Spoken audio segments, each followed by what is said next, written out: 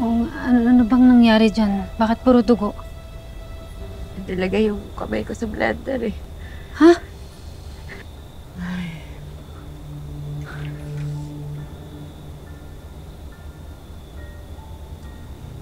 Hindi mo ba alam kung ano nangyayari sa kapatid mo sa trabaho? Pinag-iinitan siya ng ilang estudyante ron.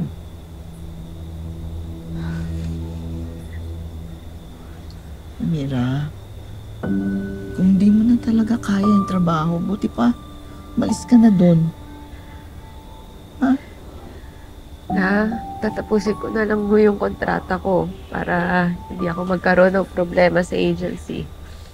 Kulang-kulang na 6 na buwan na lang yun eh. Agency ba talagang dahilan? Ha? La.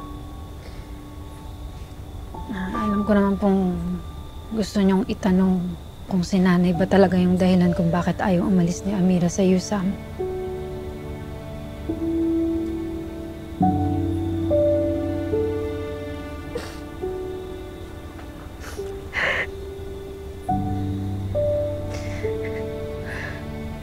Totoo naman ho eh. Kapag nasa campus ho ako, pakiramdam ko kasama ko si nanay. Parang hindi ako mag-isa. Hindi ako matatahimik kapag ganyan eh.